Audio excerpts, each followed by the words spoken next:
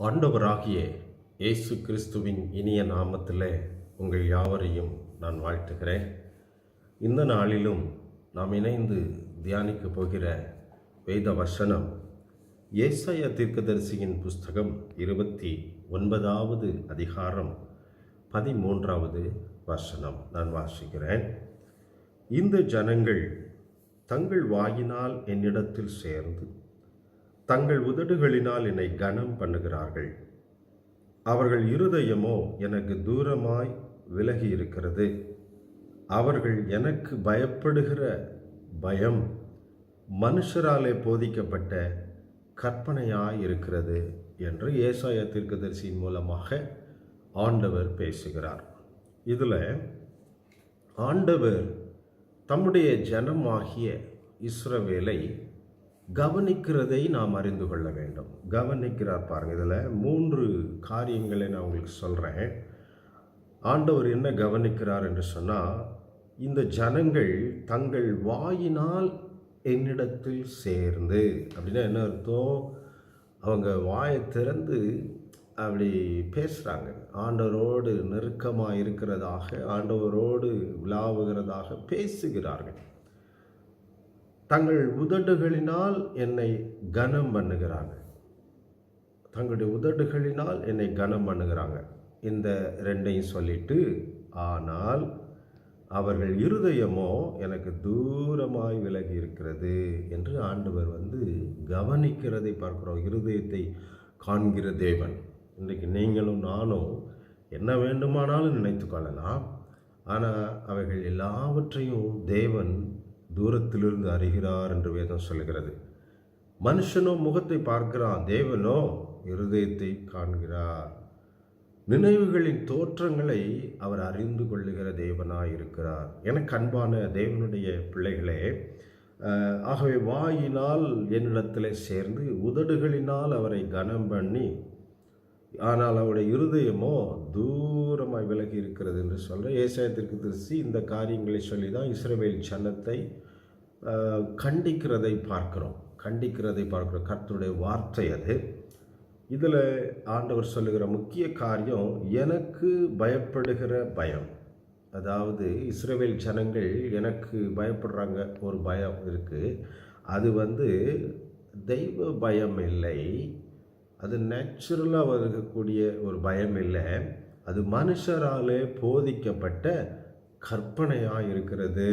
It's a precept of man. மனுஷன் உண்டாக்கின ஒரு கற்பனை அது.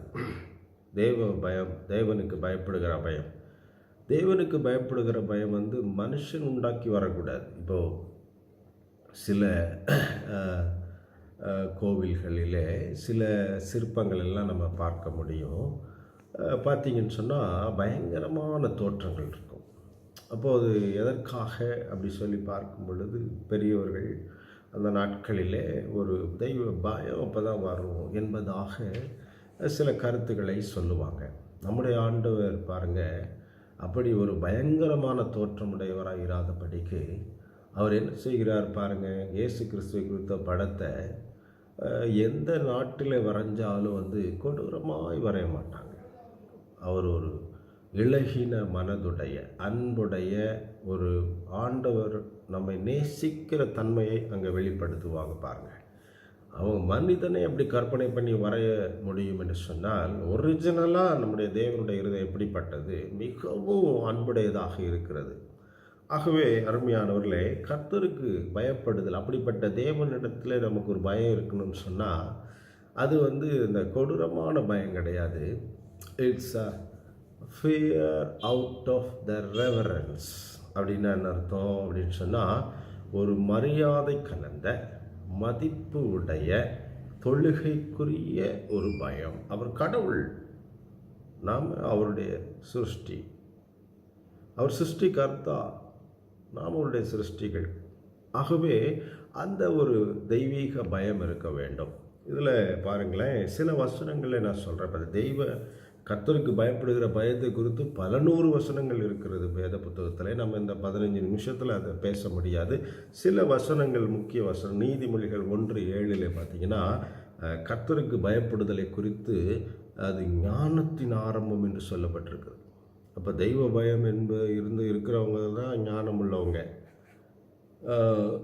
அவன் பாருங்கள், மூடன் அவன் கர்த்தர் இல்லைன்னு சொல்லுவான், அசட்டை பண்ணுவான்.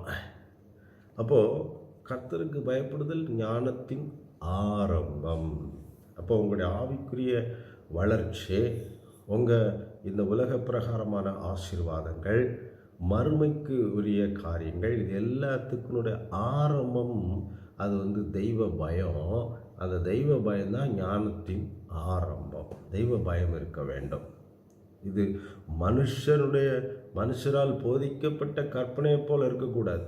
திணிப்பது, மனுஷனாக ஒன்று நினச்சி சொல்கிறது அது இல்லை. It should come out of your heart because of the love you have for him. ஆண்டவர் மேலே உள்ள அன்பினால் உண்டான ஒரு தெய்வ பயம். பாருங்கள், அடுத்து நீதிமொழிகள் 8:13 பாருங்களேன். அந்த கர்த்தருக்கு பயப்படுகிற பயம் எதை கொடுக்குதுன்னு சொன்னால், தீமையை வெறுக்கிற ஒரு எண்ணத்தை கொடுக்கிறது. தீமையை வெறுக்கிற எண்ணம் கர்த்தருக்கு பயந்தால் தான் வரும். இல்லைன்னா தப்பு மேலே தப்பு செஞ்சுக்கிட்டே இருப்பான், தீமை மேலே தீமை செஞ்சுக்கிட்டே இருப்பான், அவன் தவறு மேலே தவறு செஞ்சுக்கிட்டே இருப்பான், பாவத்தின் மேலே பாவத்தை கூட்டுவான். தெய்வ பயம் இருந்தால் தான் அது கட்டுப்படும். தீமையை வெறுக்கிற இருதயமே நமக்கு உண்டாகும். கர்த்தருக்கு பயப்படுகிற இன்றைக்கி கிறிஸ்தவர்களுக்கு இருக்கக்கூடிய பிரச்சனைகளுக்கான அடிப்படை காரணம் என்ன? தெய்வ பயம் இல்லை, கர்த்தருக்கு பயப்படுகிற பயம் இல்லை. நாம் கர்த்தருக்கு பயப்படுறதுனால தானே சார் நம்ம ஆலயத்துக்கு போகிறோம். அதுதான் அந்த மனுஷராலே போதிக்கப்படுகிற கற்பனை. ஆலயத்துக்கு போக வேண்டான்னு நான் சொல்லலை. எந்த பயத்தோடு ஆலயத்துக்கு போகிறீங்க? சில பேர் என்னிடத்தில் சொல்லுவாங்க, சபை திறக்கவில்லை, ஆராதனை நடக்கவில்லை, அது ஒரு மாதிரியாக இருக்குது. அது ஒரு மாதிரி தான் இருக்கும். ஆனால் இந்த சூழ்நிலைக்கு ஏற்றவாறு நாம் நடந்து கொள்ள தெரியணும். தெய்வ பயம் அதனால குறைஞ்சிடக்கூடாது. அங்கே சபைக்கு போனால் தான் எனக்கு தெய்வ பயம் இருக்கிறது நிரூபிப்பது அல்ல. தெய்வ பயம் மனதில், உள்ளத்தில், இருதயத்தில் ஆண்டவர் மேலே உள்ள அன்பினால் வருகிற ஒரு காரியம். தாவீதுகிட்ட கூட தான் கர்த்தருடைய ஆலயத்துக்கு வாருங்கள் என்று சொன்னாங்க. உடனே பாருங்களேன், அவன் மகிழ்ச்சி அடைந்தான். It is coming out of the love he is having towards God. ஆண்டவர் மேலே வைத்திருக்கிற அன்பு தான் அவன் மகிழ்ச்சி அடைகிறான் பாருங்கள். அப்போது தீமையை வெறுக்கிற ஒரு பலன் கர்த்தருக்கு நம்ம பயந்தால் நமக்கு கிடைக்கும். அடுத்து ஒரு வசனம் சொல்கிறேன் பாருங்களேன். நீதிமொழிகள் 14:27 சொல்லப்பட்டிருக்கிறது. கர்த்தருக்கு பயப்படுதலை குறித்து, அது ஜீவ ஊற்று, அது ஜீவ ஊற்று. அந்த கர்த்தருக்கு பயப்படுற பயம் இருந்துச்சுன்னா அதனால மரணக்கண்ணிகளுக்கு தப்பிச்சிடலாம். மரணத்துக்கே தப்பிக்க முடியும் கர்த்தருக்கு பயப்படுகிற பயம் இருந்துச்சுன்னு சொன்னான். எசேக்கியா ராஜா அப்படி தப்பிச்சான், உங்களுக்கு தெரியும். அடுத்து ஒரு வசனம் சொல்கிறேன் பாருங்களேன். நீதிமொழிகள் 19:23 இந்த கர்த்தருக்கு பயப்படுகிற பயம் ஜீவனுக்கு ஏதுவானது. அந்த தெய்வ பயம் இருந்தாலே நம்முடைய ஜீவன் நல்லா இருக்கும், நம்முடைய வாழ்நாட்கள் நல்லா இருக்கும், நம்முடைய ஆயுசு காலம் நல்லா இருக்கும்.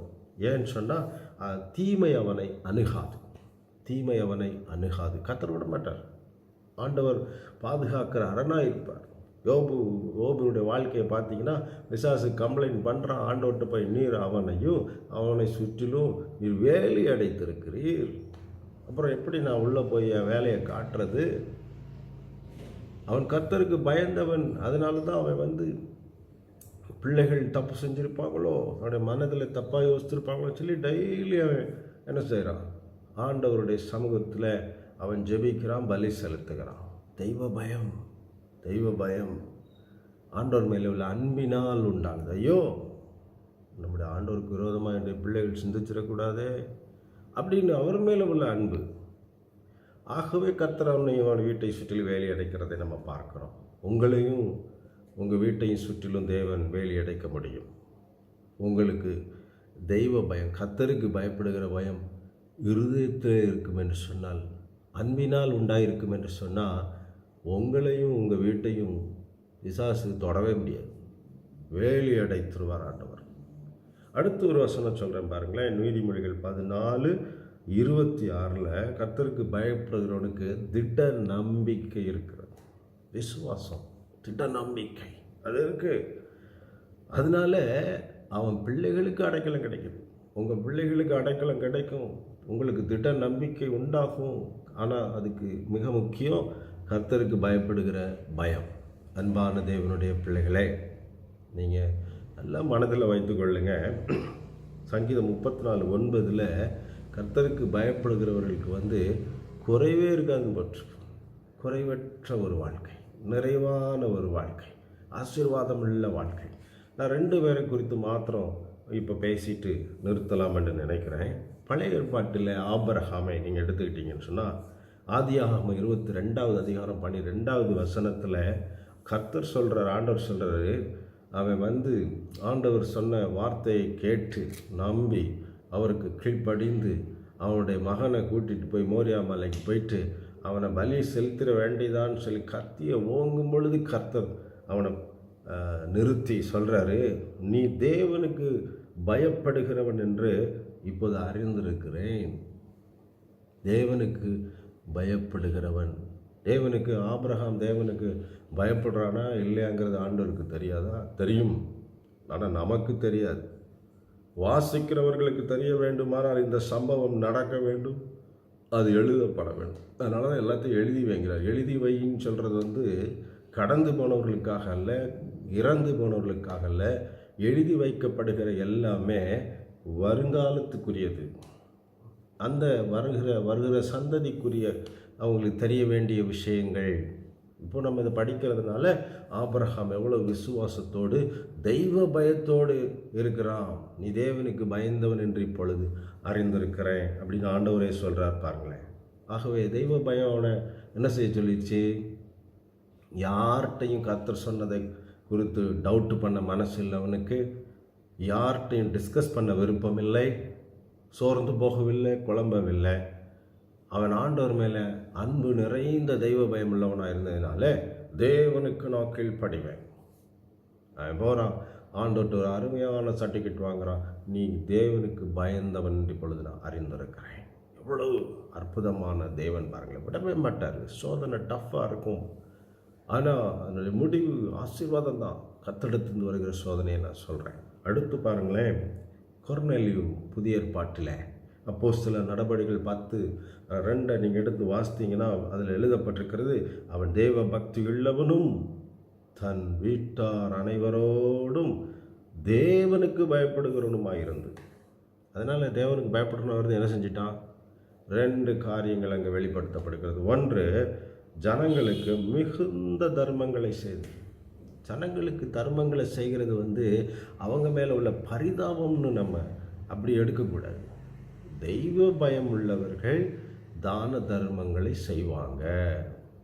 தெய்வ பயம் சொன்னால், ஐயோ நம்ம தான தர்மங்களை செய்யலாம், கடவுள் நம்மளை தண்டிச்சிருவார், அடிச்சிருவார், கொன்றுவார், அப்படி இல்லை. அது ஆண்டவருக்கு பிடிக்கும். இந்த சிறியரில் ஒருவனுக்கு எதை செய்தீர்கள் அது எனக்கே செய்தீங்க. எளியவர்களை, வறியவர்களை அவங்களெல்லாம் உதவி செய்யுங்க, அவங்களுக்கு அதெல்லாம் எனக்கு செஞ்சிட்டீங்க. அந்த அன்பின் மிகுதியினாலே அவன் மிகுதியான தான தர்மங்களை செய்கிறான். அடுத்து எப்போதும் தேவனை நோக்கி ஜெபம் பண்ணி கொண்டிருந்தான். எப்போதும் தேவனை நோக்கி ஜெபம் பண்ணி கொண்டிருந்தான். பாருங்கள், தெய்வ பயம் உங்கள் வாழ்க்கையில் கர்த்தருக்கு பயப்படுகிற பயம் இருக்கும் என்று சொன்னால் உங்கள் ப்ரேயர் லைஃப் எக்ஸலண்ட்டாக. ஏனென்று சொன்னால் இந்த தெய்வ பயம் தேவன் பேரில் உள்ள அன்பினால் வந்தது. ஆகவே அந்த அன்பு தேவனோடு உங்களை நெருங்கி இருக்க வைக்கிறது. இங்கே ஏசாயா 29:13 சொன்னது மாதிரி இந்த ஜனங்கள் தங்கள் வாயினால் என்னிடத்தில் சேர்ந்தார்கள் என்று போட்டு ஆண்டவர் வருத்தப்படுறார் இல்லையா? அப்படி இல்லாமல் தேவன் பேரில் உள்ள அன்பினால் அவர்கிட்ட நெருங்கி நிற்பீர்கள். அதை தொடர்ந்து தான தர்மங்களை செய்வீங்க, ஹெல்ப் பண்ணுறது. அடுத்து ஆண்டவரிடத்தில் எப்போதும் அன்பினால் ஜபிப்பீங்க. அன்பினால் ஆண்டவர் மேலே எவ்வளவு அன்பு இருக்கோ அந்த அளவுக்கு தான் நம்ம ஜெபம் பண்ணுவோம். ஆண்டவர் மேலே உள்ள அன்பு தான் நம்மளை ஜபிக்கவே தூண்டும். அவரும் நம்மோடு சேர்ந்து உலாவ விரும்புகிற தேவன், அதை மறந்துடக்கூடாது. ஏன் விரும்புகிறாரு? அவரை மேலே அன்பாக இருக்கிறார். ஏன் நம்ம ஜெபிக்க விரும்புகிறோம்? நாம் அவர் மேலே அன்பாக இருக்கிறதுனால.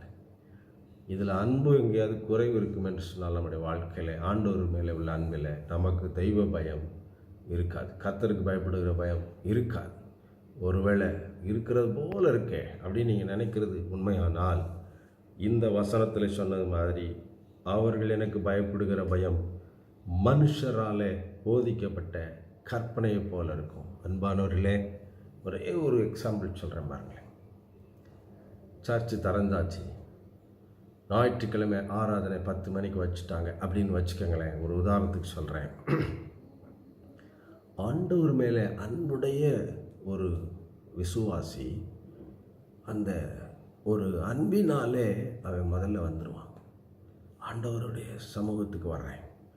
ஆனால் இன்னொருத்தர் இருப்பான், அவன் ஆலயத்துக்கு வருவான், அவன் வர்றதே ரிலக்டண்ட்டாக போகணுமேன்ட்டு வருவான். எல்லாரும் போகிறாங்க, போகலைன்னா நம்ம எங்கேன்னு வேற கேட்பாங்க. போவோம், அப்புறம் என்ன செய்ய? அப்போது தெய்வ பயத்தை காணவில்லை. காரணம், அதில் அன்பு இல்லை. கர்த்தருக்கு பயப்படுதலினுடைய அடிப்படை தேவன் பேரில் அன்பு செலுத்துகிறதாம்.